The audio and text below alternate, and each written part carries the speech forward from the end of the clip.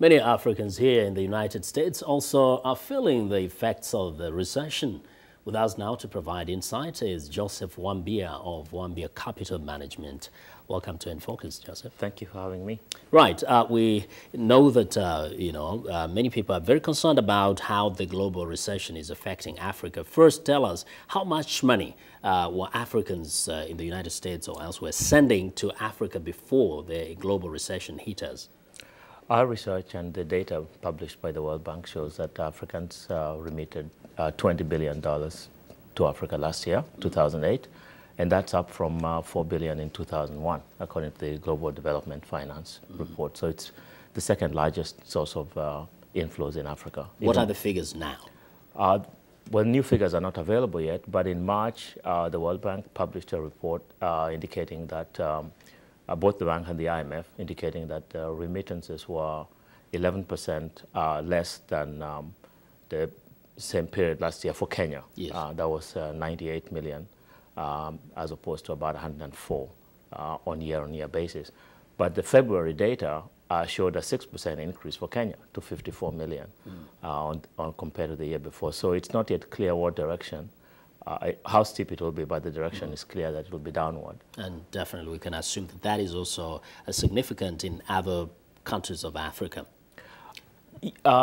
Remittances reduction will not be as significant in Africa as in other continents because the large majority of Africans are the most highly educated immigrant group in the United States and in UK, because Africans, unlike other immigrants, come here to go to university.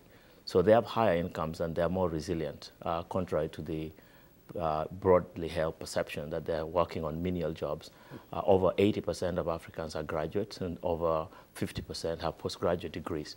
So there will be a reduction, but we're really looking at something in the order of 3 to 5%.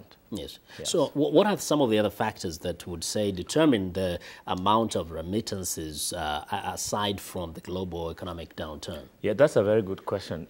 In fact, the primary determinant is not what's happening with the global financial crisis, because Africa is not as well integrated in the international economy as other regions. The most important factors are the exchange rate, the strength of the currency. The weaker the African domestic currency, the more profitable and easier it is for Africans to remit. The second part is the ease of remittances. I mentioned costs about 25% on low denomination remittances. That's a very expensive cost, yet people still do it. And the third factor that affects this is the performance of the stock markets in Africa. Obviously, a proportion of remittance, about 50%, are for investment in the capital markets. And then, of course, when there's a crisis at home, Africans increase their remittances. That's why countries like Sudan, for example, had $1.7 billion of remittances last year, and in Kenya we had $1.5 billion last year.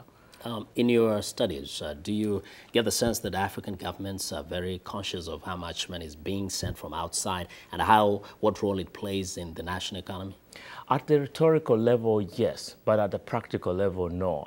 They continue to lag behind their Chinese, Mexican, Indian, Pakistani, and Korean counterparts in harnessing remittances.